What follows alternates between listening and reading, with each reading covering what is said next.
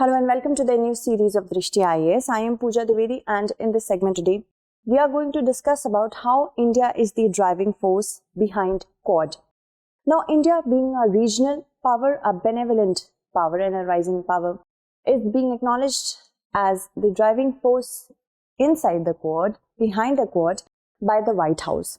From the perspective of preliminary examination, Quad, the concept of Quad, its brief history, its origin is important. And from the perspective of means examination, we have to be careful about how India can play a bigger role in the Indo Pacific, and also GS Mains paper 2 I said that. And if we talk about political science and international relations, who all have opted for political science, it's very important. Kindly pay attention. I will try to be as brief and as crisp as possible. And let's begin with the topics that we are going to discuss. These are the many topics that we are going to discuss. Let's talk about the news first. So, India driving force in Quad, and India has a specific role, very significantly specific role to play in the Indo-Pacific. This has come out by the White House in its fact sheet on Indo-Pacific, the Indo-Pacific strategy of the White House, which came a couple of days after the foreign ministers of the similar grouping met in Melbourne in Australia. So let's have a look on what all we have to cover in the sense at the backdrop of what. So a 12-page fact sheet has been launched by the US, or in diplomatic parlance we call it White House, the administration of the US, and there they have reiterated the importance of Indo-Pacific, of being free and open. That means there should be absence of any hegemonic powers, specifically if we don't have to state any names, we are of course talking about China. There are mounting challenges which are faced by India that has been told in the fact sheet, and that is of course China, and collective efforts are needed in order to keep Indo-Pacific rules-based and open and free and fair. So they are deepening, US is deepening their 5 regional treaty alliances with namely Australia through AUKUS. We have already seen Japan, Quad, Republic of Korea, that is South Korea, and the Philippines and Thailand. So these many countries are also very friendly. Bilateral relations are very good with India as well. And also, India has been mentioned in the fact sheet by saying strengthening relationship with leading regional partners: India, Indonesia, Malaysia, Mongolia, New Zealand, Singapore, Taiwan, Vietnam, and Pacific Island. So we already know that Taiwan is working under one country, two systems policy, right?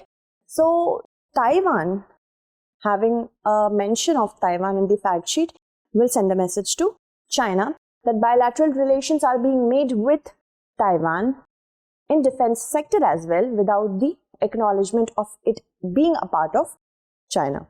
Okay, and we see Malaysia, Mongolia as well, New Zealand as well, Vietnam, Indonesia, and Philippines.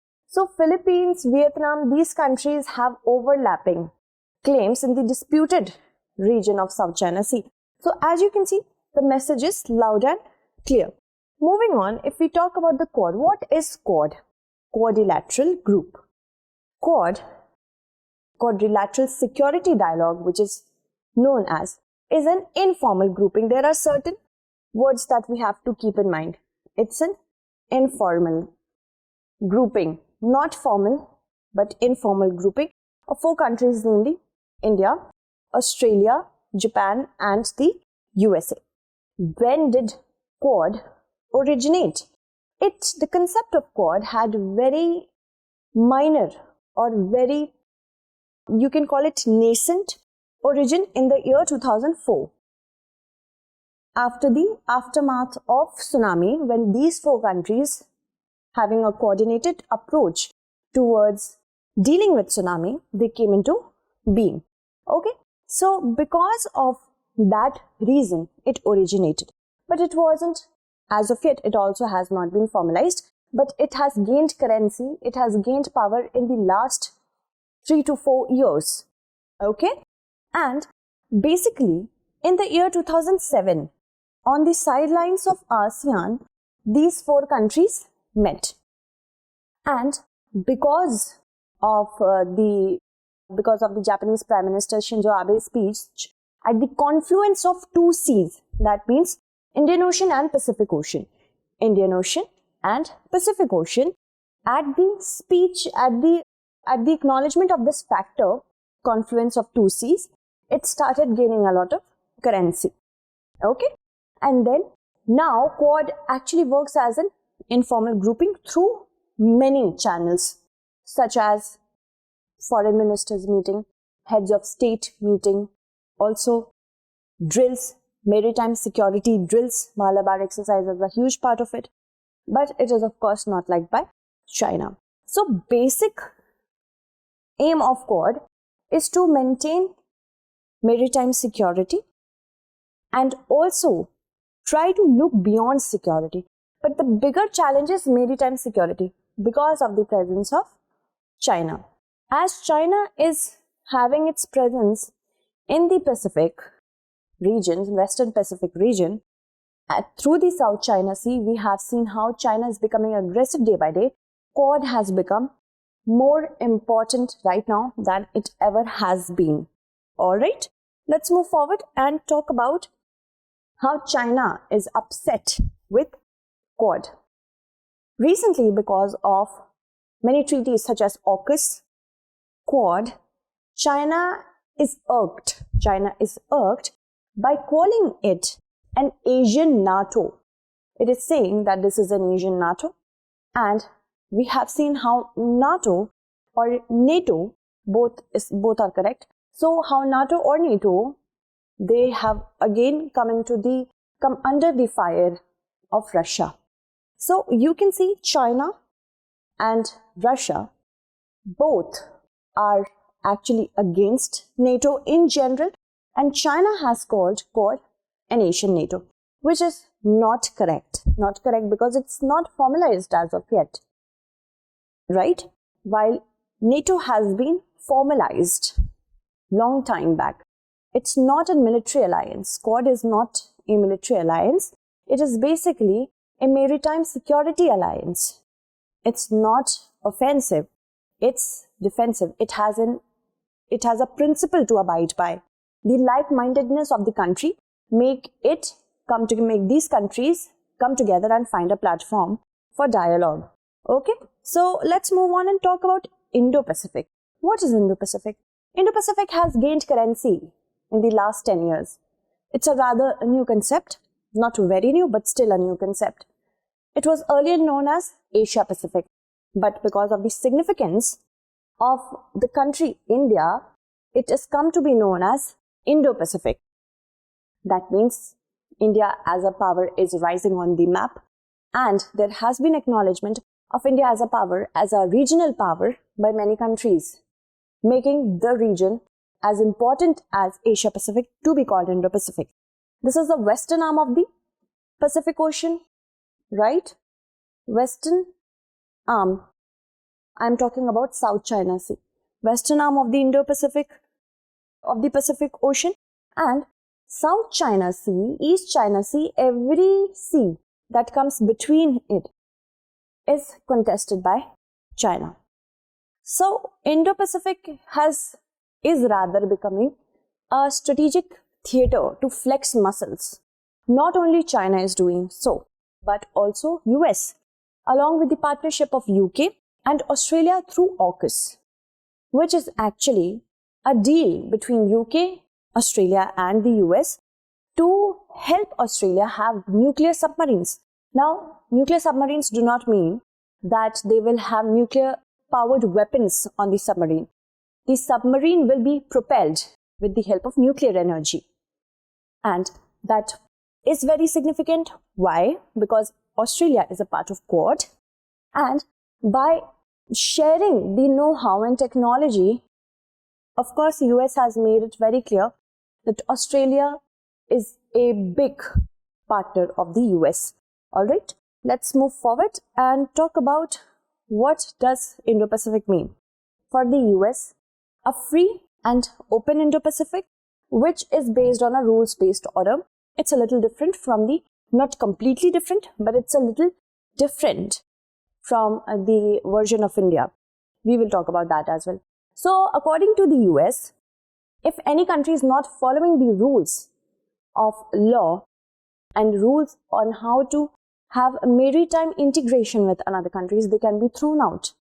They can be put down by certain strategic sanctions. This can happen. For China, China is a power player basically. It is very hegemonic, very tenacious. It is trying to flex its muscles in South China Sea, in the Indian Ocean, either through military means or through economic means. Now, military means, we are talking about how China invaded Scarborough Shoal in 2012 without taking into consideration the claims of Philippines. So, first is power play. Second is tenacious, very aggressive, does not at all abide by the rules. It abides by its own mythological rules. South China Sea is a part of the 9-line map. LAC was actually constructed when China was not considered. China's viewpoints were not considered, as Tibet is now a part of China. Tibet is now a part of China. That means for China, LAC does not stand. So these are the certain things. China is a power player through economic means. It is trying to provide economic loans basically, to countries such as Sri Lanka. I'm talking about the Hambantota port.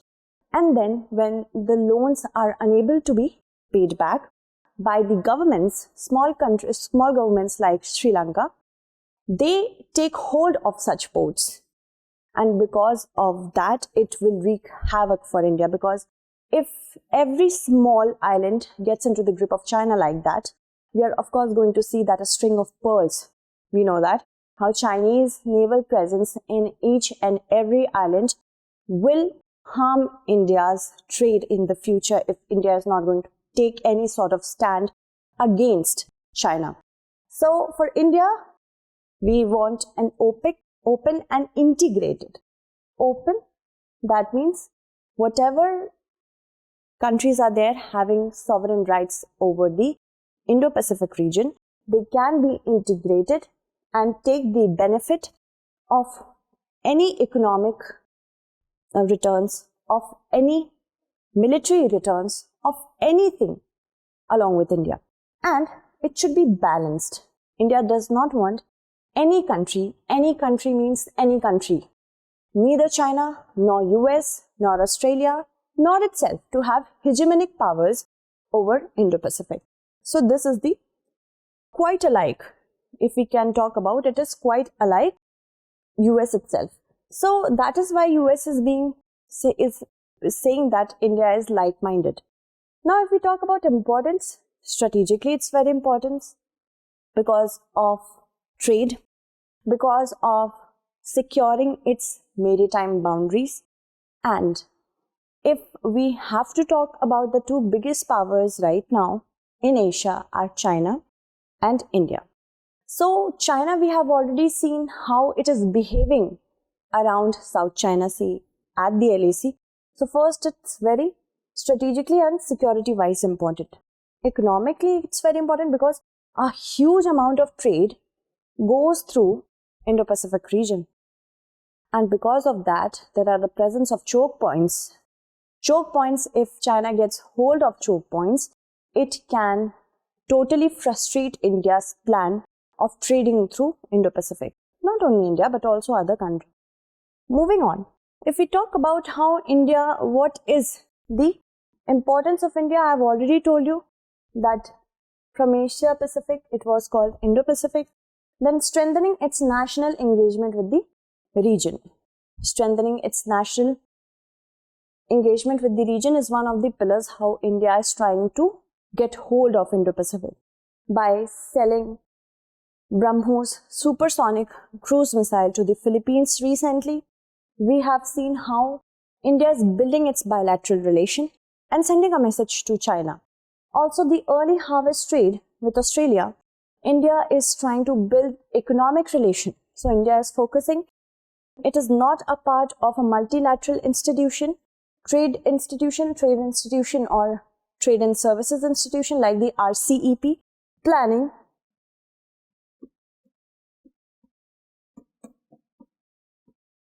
okay, so it's not a part of RCEP.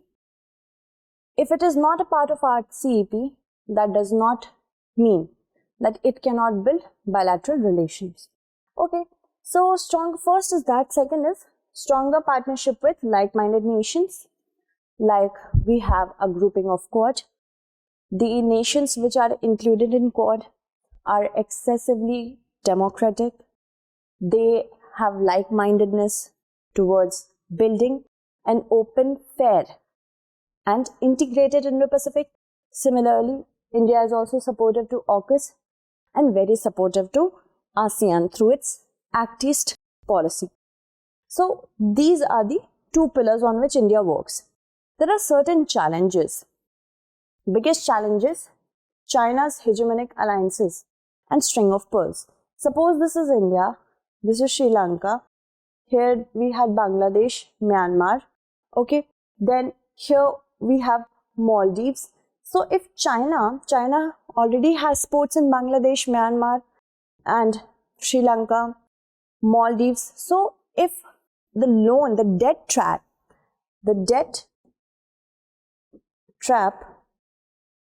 if this is not addressed, because what does China do? It gives loan. When the party is unable to pay back, it holds the land as you can call collateral. This is a debt trap. So through debt trap is if China continues to have its presence, it will have a problem for India, because now this belongs to Sri Lanka's port belongs to China, Maldives, Bangladesh, Myanmar. It is encircling India from all the region. So this is the first factor. Secondly, there is a Ukraine factor. Ukraine factor was also discussed in the foreign minister level meet. It was said that it is being said that these two regions, Europe and Indo Pacific, are the main concerns of the US right now for the entire world actually. Now China wants that US should be concerned and concentrated towards Europe only. Why? Because it wants US to move out of Indo Pacific. Now if in case Russia invades Ukraine, it will garner US's concentration for the next 5 to 10 years. Now if that happens for the next 5 to 10 years, Indo Pacific will become a little weak. But US wants to strengthen India through anything it can do, through technical know-how, through any support it wants to give for India to become stronger, because a weak India cannot be a good ally. And India has shown so many potentials in the last few years of being a regional power.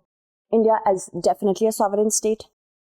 How India got waivers when Iran came under sanctions from the US.